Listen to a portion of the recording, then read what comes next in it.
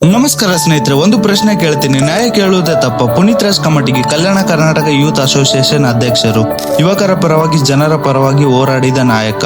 ಆದ್ರೆ ಇವತ್ತು FIR ನಲ್ಲಿ A1 ಯಾಕೆ? 2025ರಲ್ಲಿ ತಮ್ಮ ಕುಟುಂಬಕ್ಕೆ ನ್ಯಾಯ ಬೇಕು ಅಂತ ಹೋರಾಟ ಮಾಡಿದ್ರು, ಆದ್ರೆ ನ್ಯಾಯ ಸಿಗಲಿಲ್ಲ. 2025 ಜುಲೈ 3ರಂದು ಅವರ ಹೆಂಡತಿ ಅವರ ಮೇಲೆ ಕೇಸ್ ಮಾಡಿದರು, ಅದು ಒತ್ತಡದಿಂದ. ಈ ಕೇಸ್ ಇನ್ನು ಕೋರ್ಟ್ ನಲ್ಲಿ ನಡೀತಾ ಇದೆ. ಇದರ ಬಗ್ಗೆ ಕಾನೂನಾತ್ಮಕವಾಗಿ ಮಾತಾಡುವುದು ಸರಿಯಲ್ಲ. ಮುಂದಿನ ದಿನಗಳಲ್ಲಿ ಕೋರ್ಟ್ ನ್ಯಾಯ ಇತ್ಯರ್ಥ ಮಾಡುತ್ತೆ.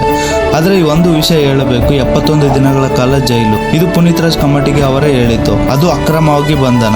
2025 ನನ್ನ ಮೇಲೆ ದೌರ್ಜನ್ಯ ಮಾಡಿದ್ರೆ ಅದನ್ನು ಕೂಡ ತೋರಿಸ್ತೀನಿ. ನಾನು ಬರದಾದಂತ ಜುಡಿಷಿಯಲ್ ಕಚೇರಿಯಲ್ಲಿ ರೇಪ್ ಕೇಸ್ ಹಾಕೊಂಡು ನನ್ನ ಇಲ್ಲಿಗಲ್ ಅರೆಸ್ಟ್ ಮಾಡಿ 71 ದಿನಗಳಲ್ಲಿ ಜೈಲು ಇಟ್ಟಿದ್ದೀನಿ ಅಂತ ಅಂದ್ಬಿಟ್ಟು ಈಗ ಹ್ಯೂಮನ್ ರೈಟ್ಸ್ ಪೊಲೀಸ್ ಅಧಿಕಾರಿಗಳು ಇದರ ಬಗ್ಗೆ ಯಾಕೆ ಗಮನ ಕೊಡ್ತಿಲ್ಲ? ಕಾನೂನು ಎಲ್ಲಿಗೆ ಹೋಯ್ತು?